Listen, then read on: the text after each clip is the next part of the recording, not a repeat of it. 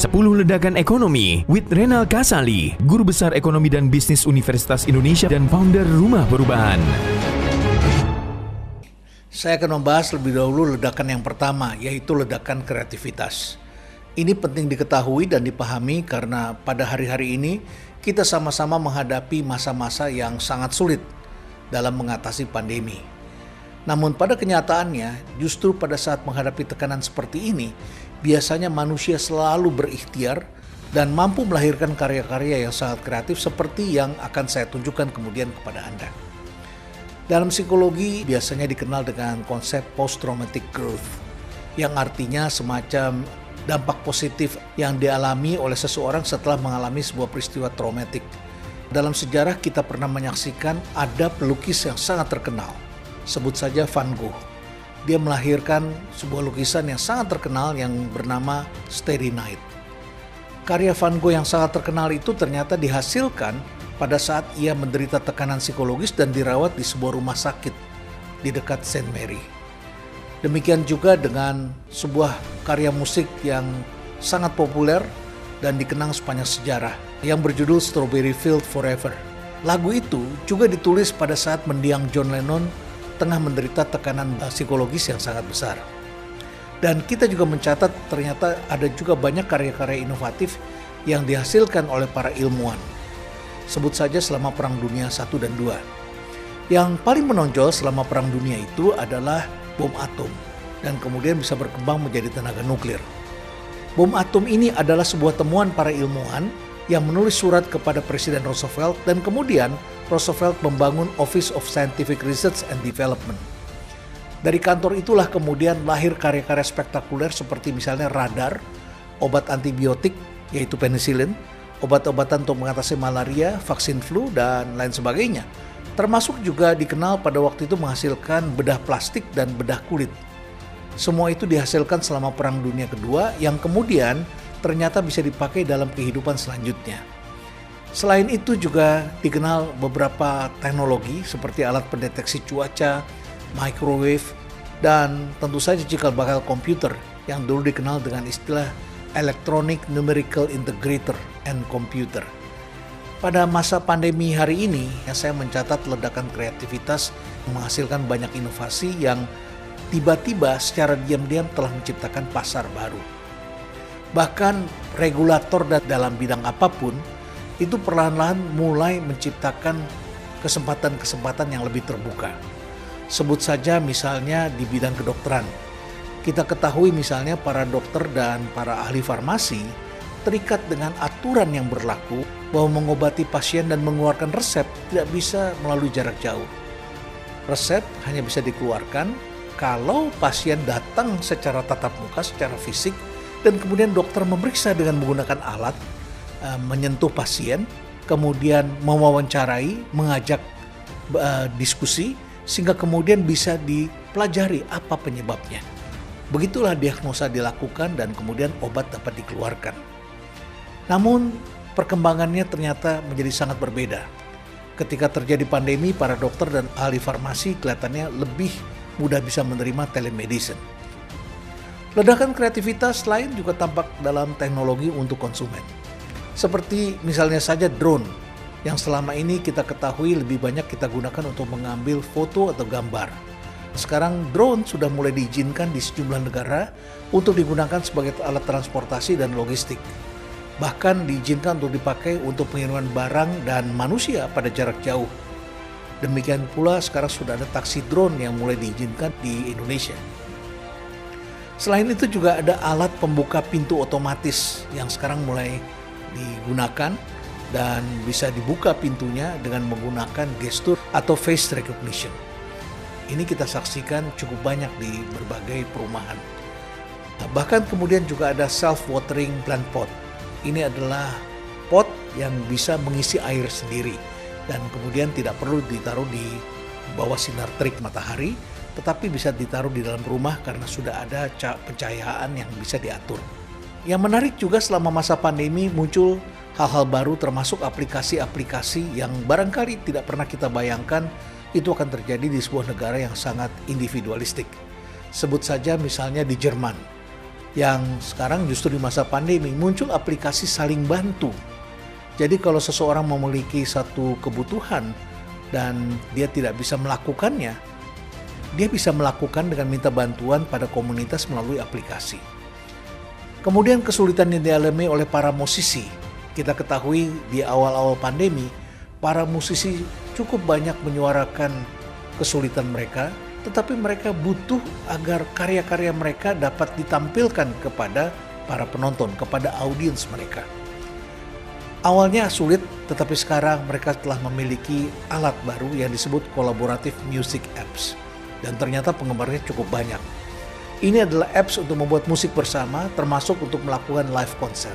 Dan kata mereka yang menontonnya, sensasinya memang berbeda dengan hanya mendengarkan musik ketika mereka mendengarkannya melalui sebuah aplikasi yang ada.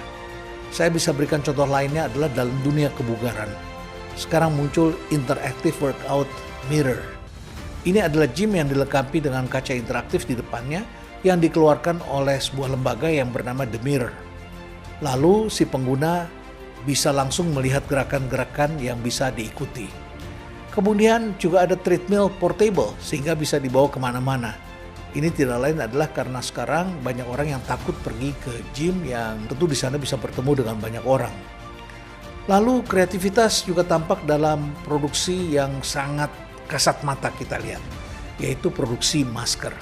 Padahal di awal pandemi kita susah sekali mencari masker dan APD. Tapi sekarang kita saksikan masker itu sangat penuh warna-warni dan desainnya sangat beragam. Dan kita sekarang juga menyaksikan bahwa masker itu sudah dilengkapi dengan teknologi. Artinya di sana ada karbon, ada alat karbon untuk menyerap racun, benda-benda asing seperti bakteri, virus, dan lain sebagainya. Ada elektroniknya sehingga kemudian alatnya bisa di-charge dan bisa melakukan desinfektan sendiri. Bahkan kemudian dilengkapi juga dengan Bluetooth di sana sehingga ketika menerima telepon kita tidak perlu membuka masker. Kemudian ada masker yang juga sebuah produk kreatif yang hanya menutup hidung saja yang disebut sebagai nose cover. Kemudian kita juga melihat kreativitas mewabah dalam bisnis kuliner. Rumah makan di beberapa negara sekarang mulai membuat sekat-sekat semacam kaca begitu ya untuk melindungi customernya. Jadi kita bersebelahan dengan orang merasa nyaman karena dibatasi dengan sekat-sekat kaca atau dari mika. Di sini sendiri ketika rumah makan di tengah kota banyak ditutup, para chef atau tukang masak yang tadinya bekerja di rumah makan di tengah kota mengambil cara kreatif yang berbeda. Di masa pandemi misalnya perekonomian mengalami transisi menjadi semacam sebut saja donat ekonomi. Disebut donat tidak lain adalah karena donat sebuah kue yang tengah-tengahnya kosong. Jadi di tengah-tengahnya dia bolong. Tapi di pinggirannya gemuk. Pinggiran ini adalah tempat di mana masyarakat kembali ke rumah. Jadi kita dibayar oleh kantor untuk tinggal di rumah. Diberikan subsidi oleh negara untuk tidak berada di lapangan. Maka di pinggiran itu menjadi gemuk. Sebelum pandemi misalnya, para pemilik rumah makan masih terbelenggu dengan cara lama, yaitu membuka cabang beserta dengan dapurnya. Tetapi pandemi mengajarkan mereka untuk hanya membuka kitchen atau dapurnya saja. Dan inilah yang kemudian dikenal dengan istilah cloud kitchen. Sebab yang dipesan oleh customer itu bukan tempat untuk duduk dan makan di sana, tetapi makanannya. Selama pandemi ini, saya mencatat ada 3 pelaku utama dengan menjadikan mereka sebagai penyedia layanan cloud kitchen yang besar. Yaitu Yummy Kitchen maksud saya, Grab Kitchen, dan Dapur bersama dengan GoFood. Tercatat mereka bertiga sudah membuka cloud kitchen di 70 lokasi di sekitar Jabodetabek dengan sekitar 500 pelaku usaha yang menyewa tempat itu. Nah, di sisi lain, donat ekonomi ternyata juga mendorong kreativitas tukang-tukang masak ini. Chef yang kehilangan pekerjaan karena rumah makan mereka ditutup. Mereka kemudian menawarkan paket-paket yang disebut sebagai private dinner. Bisa di tempat mereka, di apartemen mereka, bisa juga mereka datang ke rumah customer. Yang menarik perhatian saya, kreativitas ternyata juga meledak di kalangan mereka yang gemar memasak. Yang tadinya barangkali hanya menyebarkan cara memasak itu bagaimana, kini mereka mulai menawarkan makanan yang mereka masak dengan lebih kreatif lagi. Kalau Anda buka aplikasi-aplikasi pesan makanan, ternyata hari-hari ini Anda bisa menyaksikan kuliner Indonesia itu ragamnya semakin banyak. Ini pertanda mereka menjadi lebih kreatif lagi dibandingkan dengan di masa-masa lalu.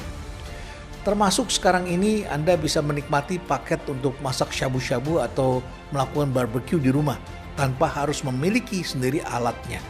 Saya menemukan penelusuran drive-thru sendiri untuk mencari kuliner selama masa pandemi ternyata meningkat sebesar 140%. Kemudian penelusuran melalui Google Search untuk kalimat makan di mobil ternyata juga meningkat 35%. Dan ada lagi pengeluaran digital konsumen untuk memesan makanan online selama pandemi. Ternyata meningkatnya 97%. Ini hampir 100%. Dan saya berharap ledakan ini jangan dianggap enteng. Karena hal ini bisa saja menciptakan pesaing-pesaing baru dan bisa bersifat permanen. Bahkan bisa mengganggu bisnis Anda. Jika Anda tidak membangun kreativitas atau tidak mempunyai orang-orang kreatif, sudah dapat dipastikan Anda akan mengalami kemunduran. Karena semua ini berada di luar orbit yang gampang kita lihat. Pertanyaan selanjutnya, dari mana sumber kreativitas ini bergerak? Saya kemudian mengajak kaum muda untuk bicara, bertanya kepada mereka, para pelaku usaha.